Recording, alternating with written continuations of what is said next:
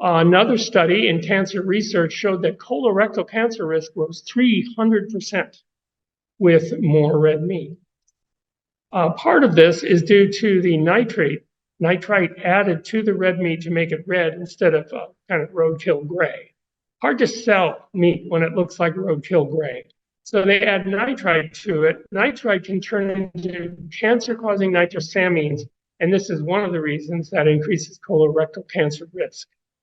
Increased risk of cancer death from 1 ounce per day of red meat was 29%, and 1 ounce of processed meat, 1 ounce, it's amazing.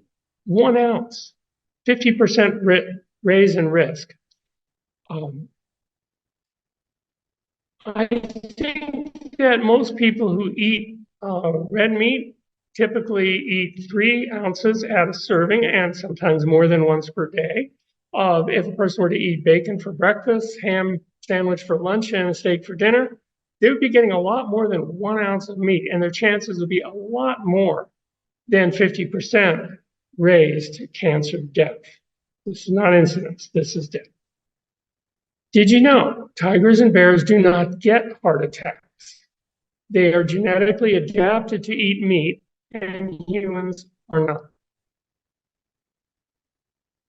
I mentioned my book, Diabetes Breakthrough. There it is again. Meat eating also doubles the risk of diabetes, and I explained a little bit why. Because you can't get the blood sugar out of your bloodstream when you're eating meat because of the excess saturated fats. Ulcerative colitis, 500% more likely with red meat in the well-known journal Gut. They looked at the influence of dietary factors on the clinical course of ulcerative colitis, and they found this 500% risk. Pretty gruesome. Just 2 servings of meat per week doubled kidney failure risk. Kidney failure is a really terrible problem in the older population and very difficult to deal with. Plant-based diets have been shown to be very helpful, but that's only 2 servings per week, and a lot of people eat more than that. This is a book that I wrote on stroke.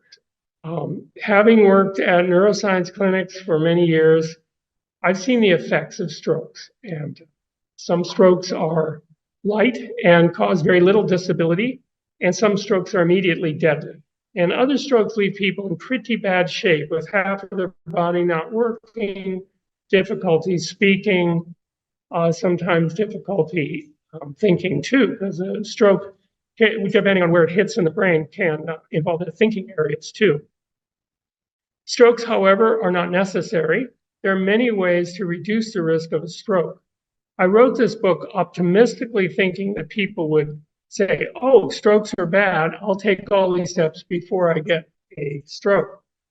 But what's happened is that mostly people only read this book after they get a stroke. Okay, they know how bad a stroke is, they don't want to get a second.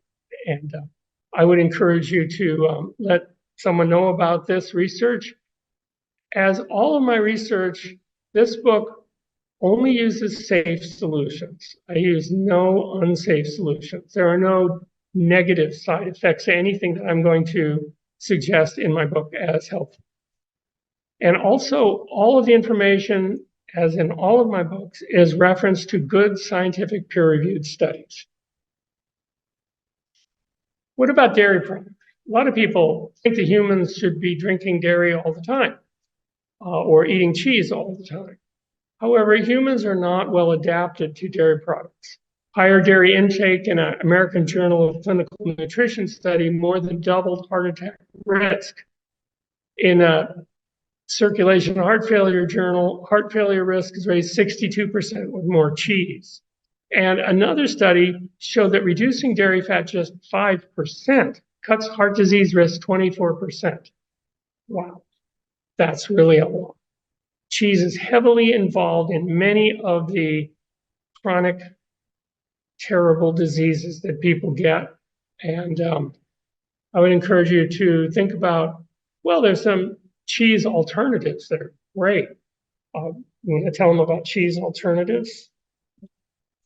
My wife is an expert in how to eat really delicious food and knows a lot about the alternatives. You don't need to suffer these days. If you like milk, there's other milk that isn't from cows. If you like cheese, there's other cheese, ice cream, all of these things.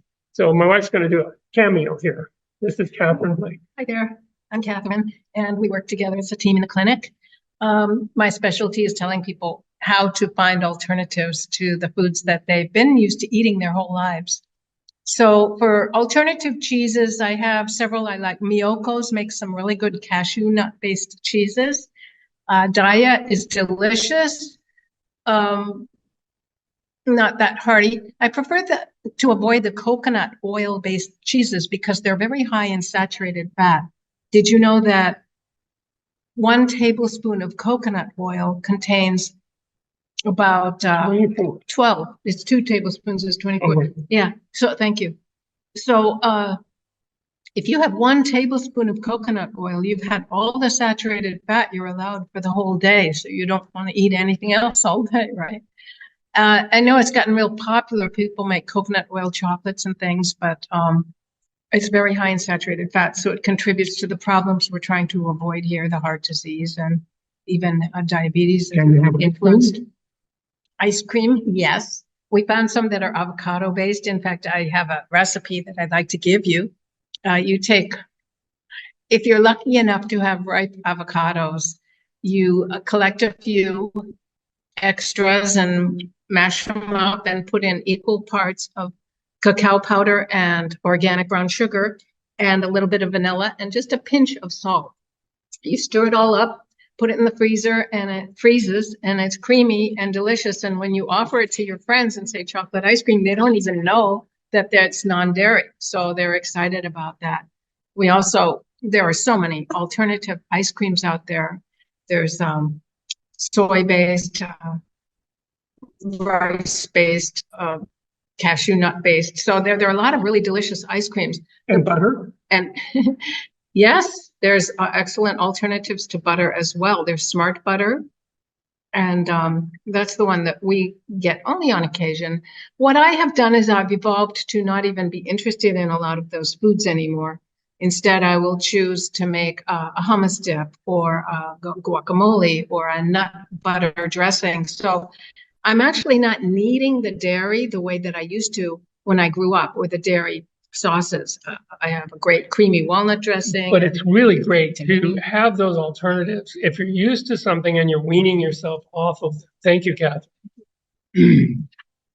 And the side effect is that you can cut your risk of heart disease 24% for each 5% of